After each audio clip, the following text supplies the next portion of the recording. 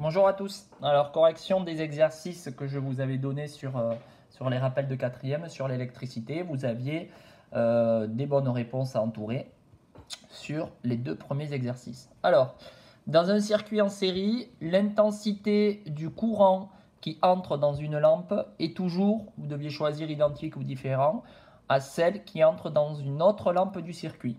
On a vu sur les rappels l'autre jour que dans un circuit en série, l'intensité était la même partout. Donc c'est identique.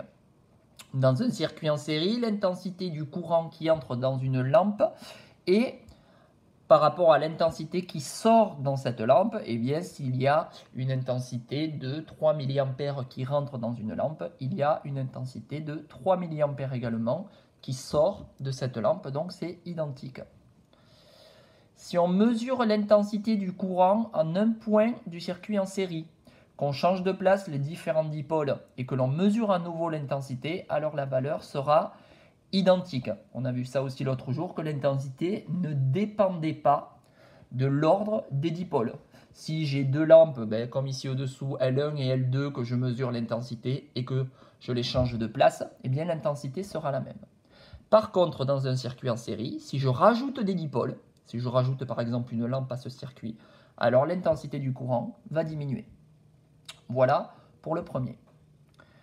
Exercice 2, qui brille le plus. Alors dans le circuit suivant, on vous dit, on remarque que L2 brille moins que L1.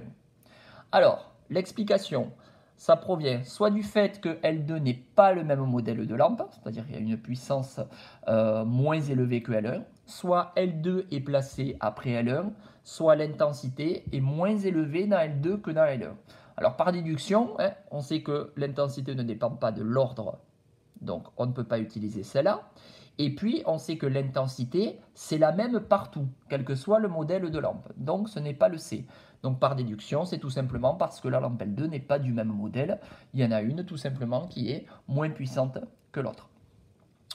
Si je place une lampe L3 en série dans le circuit précédent, la lampe L2 brillera moins. Parce que si je rajoute un dipôle, eh bien l'intensité va diminuer, donc la lampe brillera moins. Et l'intensité du courant, je réponds directement à la question B, diminue dans le circuit. Si j'inverse L1 et L2, L2 brillera autant qu'avant son changement de place. L1 brillera plus que L2 parce qu'elle brillait déjà plus au départ. Donc si je change de place, eh bien, elle brille encore plus que L2. Ça n'a rien à voir avec l'ordre des dipôles. L'intensité dans le circuit, elle sera identique après avoir inversé. Donc ça, c'est un petit rappel pour les intensités.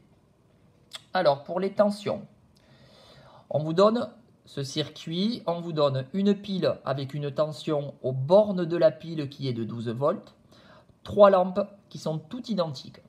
Et on vous demande quelle est la tension aux bornes de chaque lampe. On a vu dans la leçon la loi d'additivité des tensions, c'est-à-dire que la tension aux bornes de la pile, elle est égale à la somme, c'est-à-dire à l'addition de la tension aux bornes de tous les dipôles du circuit.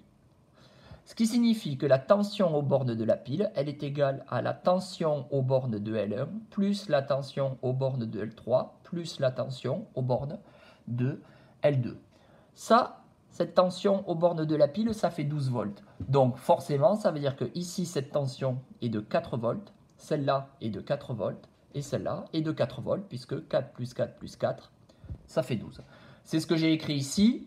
D'après la leçon, on sait que la tension aux bornes de la pile est égale à la somme des tensions aux bornes des deux lampes. La tension aux bornes de la pile, elle est de 12 volts.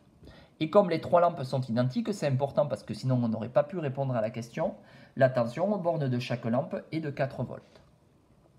L'autre, c'est un petit peu le même principe.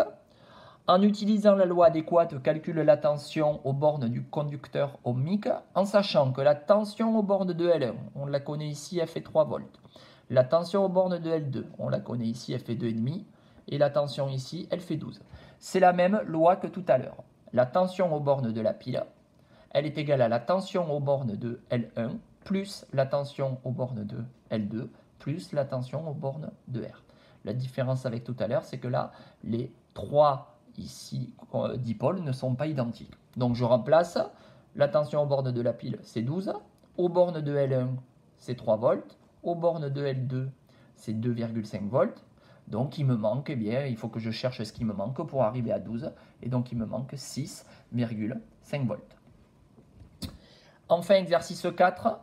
La tension aux bornes d'un conducteur ohmique AB et UAB égale 2,5 volts. L'intensité du courant qui le traverse, c'est 47 mA. Il faut calculer la résistance. On utilise la loi d'Ohm.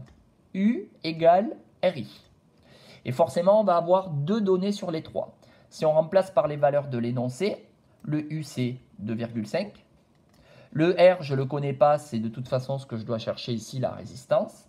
Et le I, je le connais, c'est 47 mA. Mais attention, il faut que je pense à convertir en ampères, puisque dans ma loi d'Ohm, je dois avoir l'intensité en ampères. Si je fais le calcul, R égale 2,5 divisé par 0,047, ce qui fait à peu près 53,2 ohms.